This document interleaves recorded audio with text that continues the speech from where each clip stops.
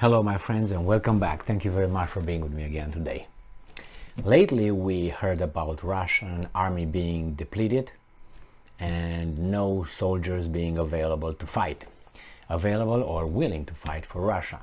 There were some articles where they said that actually the Russian forces who fight in Ukraine are formed out of mercenaries, Wagner group, some Donetsk, Luhansk separatists, and that's it.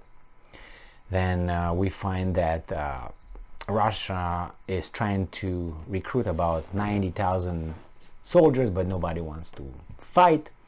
Then we find out, all this from Ukrainian sources, that the Russians are attempting to recruit personnel, fighters from prisons.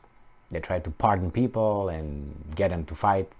That's one way. The other one, supposedly the Russians are trying to get people from homeless centers, and I don't see anything wrong with that, to be honest with you. Go over there and try to recruit people from a homeless center. Go and serve your country. That's an opportunity. Here in the United States, if you do that, you get a lot of money and you can go and, basically restart your life. You can go, you have college paid, you have money, and you can basically start again. So why not? If there's no love for the country, maybe it's love for money. So then we find out that Vladimir Putin signed a decree increasing the military personnel by 70,000 people or something like that. They all say, oh my God, that's because the Russian army is depleted by the war in Ukraine, so they're done, toast. And now look at this piece of information who destroys the whole house of cards these guys try to build. And interestingly enough, it comes from Ukrainian sources. So it comes from Ukrainska Pravda from today, September 8th, 2022, and this is the title. Russia's combat-ready ground forces in Ukraine is estimated at 170,000 people, Ukrainian intelligence said. Now, when they all said that, well, these guys said that they are depleted, they don't have fighters, they blah, blah, blah, blah. Yesterday, there was a piece of news, an article saying that some elite Russian troops were encircled by the brave Ukrainians. And I was wondering, I thought that there were no elite Russian troops anymore over there, only hobos and drunks and people that these guys can grab from the sewers of Moscow. All of a sudden they got elite troops. But you know how it is, self-attribution, theory, where when you succeed something, you maximize it and it's all because of you. And when you fail, it's because of some other people, and the failure is not as great as it is, or big or major. It's just a little bit, because so I think these guys are saying this just to say, oh, they're elite troops. I thought they were all dead. I thought they were only Wagner group. So Vadim Skibitsky, very, very busy bee, this Vadim Skibitsky lately, because I find articles with these guys barking around. A representative of the Chief Intelligence Directorate of the Ministry of Defense of Ukraine said that there are 110 Russian tactical battalion groups constantly operating in the entire contact zone, and the occupiers could also mobilize 90,000 Russians. That's what they said, they will mobilize them. Now, interesting, think about 90,000 people. That's a city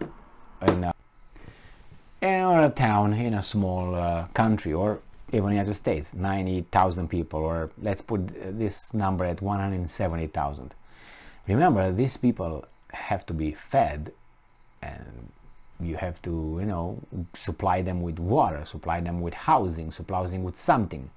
You can sleep in a trench or whatever you are, a little cabin on the hill, but winter is coming, and what are you going to do? You're not going to be like the Germans around Moscow, are you? So that's a lot of resources going for 6 months. 6 months. The same sounds rings true for the Ukrainians as well, because they don't fight from the villages where they live. they're deployed from the other side of Ukraine, so they need money. They need, not money, but resources. Everything I said is true for the Russians. The same is for the Ukrainians. And it says here that we understand clearly now they are currently forming reserves and carrying out mobilization measures. These are so-called volunteers, so-called patriotic battalions, reservists of the Special Combat Army Reserves, BARS, and private military companies. We have calculated the figures, and we know that if they carry out these measures, there are about 90,000 military personnel who will be mobilized and involved in the hostilities. Skibitsky says. Background. Vadim Skibitsky, a representative of the Chief Intelligence Directorate of the Ministry of Defense of Ukraine, said that Russia is increasing its mobilization reserves and plans to mobilize about 90,000 military personnel. So they mobilize it or not, but it seems like they're going to reach the 170,000. Is that a lot or not? How many Ukrainians are there?